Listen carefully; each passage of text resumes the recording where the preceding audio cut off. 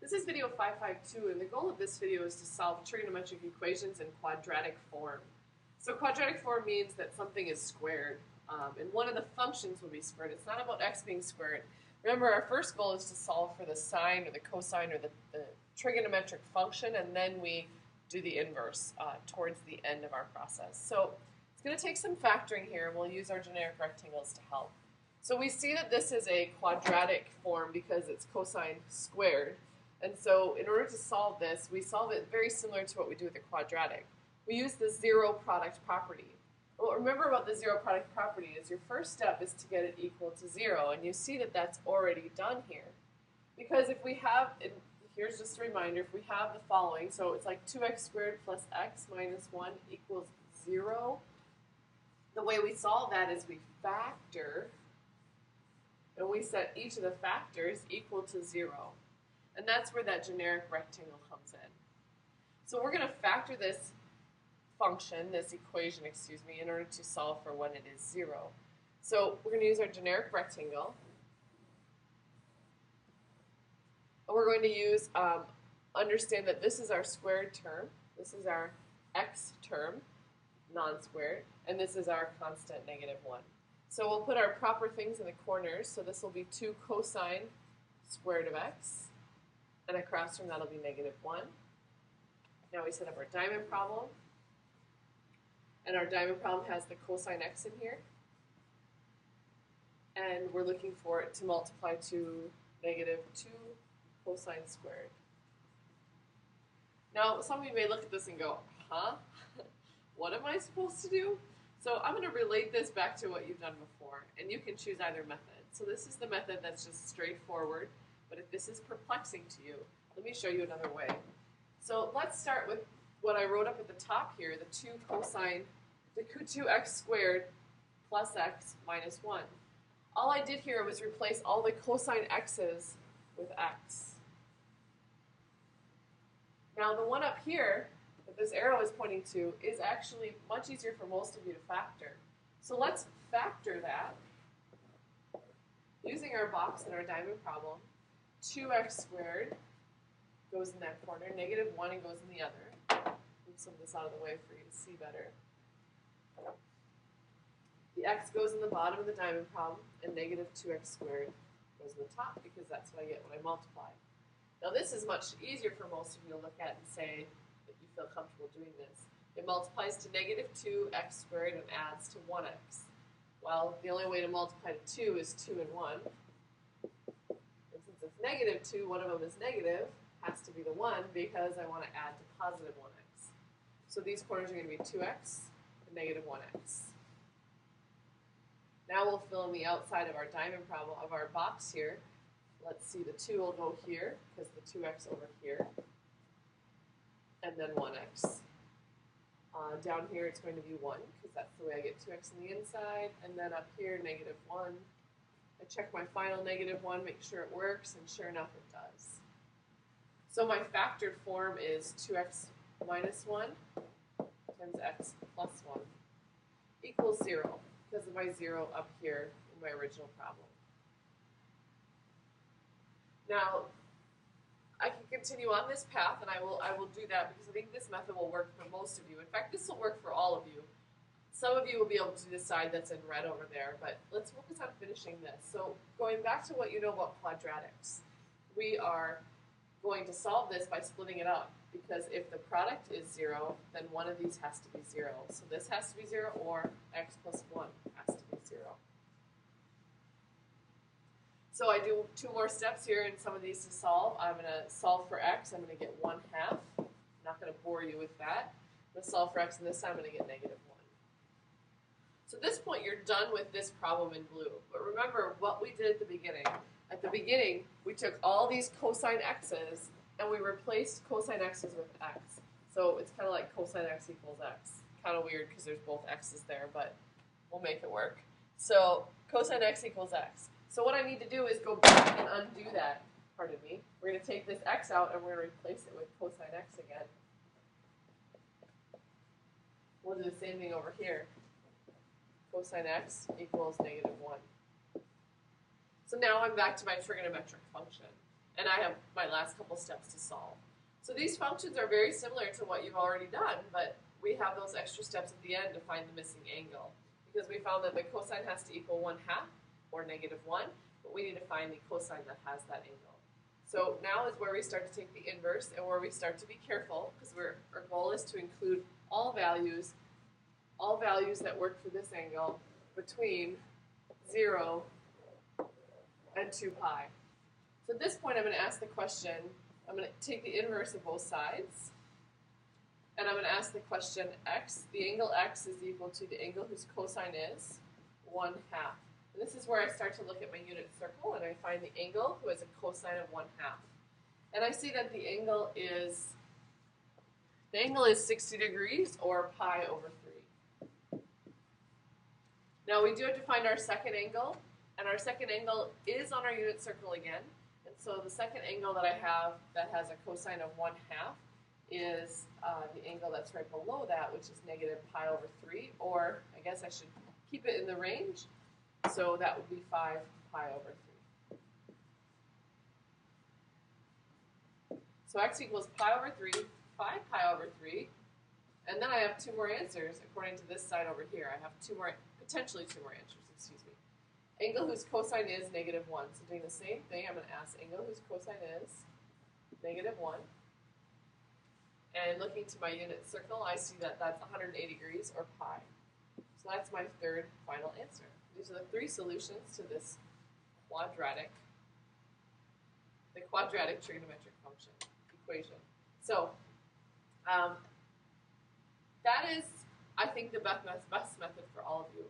Now you could go about finishing the one that I started in red over here, and I'll show you real quick how to do that. I won't bore you with all of it, but you would think, what would multiply to -2 cosine squared x, and what would add to 1 cosine of x? Well, to get -2 cosine squared x, there has to be a 2 cosine x and a 1 cosine x. Very similar to this one, of course. And of course, the 1 has to be negative to add to +1 cosine x. And you'd continue doing this, and you'd end up getting the same exact answer, but you'd have all your cosine x's to copy.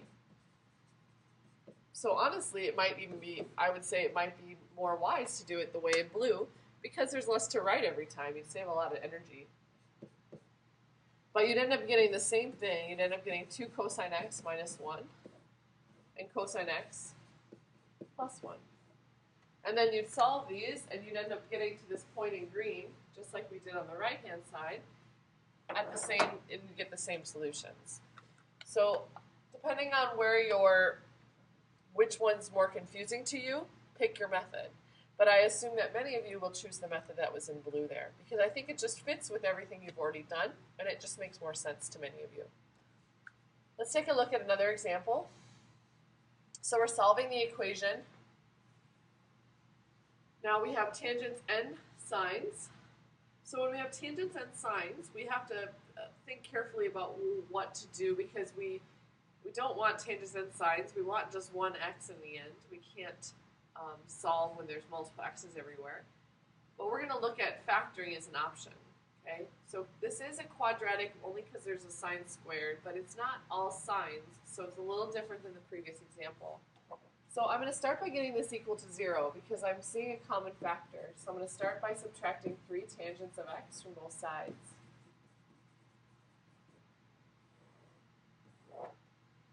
And I end up getting tangent of x, sine squared of x. And I can't actually do this subtraction because this is being multiplied, and multiplying becomes before subtraction. So that's why I'm copying these as separate terms. Equals 0. So I check for factoring, and I have to get it equal to 0 before I factor because I need to use the zero product property. But factoring is nice here because there's a common factor, tangent of x. We're going to factor out tangent of x. They're common factors. It's in both terms. So by factoring out is undistributing. So I'm going to take tangent x out of each term. So out of this term, I get sine squared of x. Because if I multiply these two, I would get up here what I have. Doing the same idea here, I'm going to factor out the tangent of x. I get minus 3. Equals 0. So again, now this is written in a product form, tangent of x times sine squared of x minus 3. So I can break this apart into two pieces where one of them has to be 0. Tangent of x equals 0, or sine squared x minus 3 equals 0. Those are my two equations that I'm now going to solve for the missing angles. So now notice you have one trigonometric function instead of multiple in each of these equations. And that is the ultimate goal in order to solve these. Now I'm going to ask the question, what angle has a tangent of 0? So I'm taking the tangent inverse of both sides because I'm trying to find x and it's inside the tangent. So I look to my unit circle, what angle has a tangent of 0? Well, that's a slope of 0, and there are two angles. The angle 0 degrees, 0 radians, or let's see, the other angle is pi. Those are the two angles that have a tangent of 0. The other one, the next equation, I'm also going to solve, maybe have up to two answers. I'm going to start by adding 3 to both sides, getting the sine squared alone. And now I'm going to get rid of the square. So by getting rid of the square, I'm going to take the square root of both sides. Now what's really key is when you take the square root of both sides, this side could equal positive or negative square root of 3. Okay? Whenever you take the square root, you have to consider the positive and the negative answer. So for instance, if I had the statement x squared equals 25, there are two correct answers. Yes, one of them is 5, positive 5. But the other answer is negative 5, because negative 5 squared would equal 25.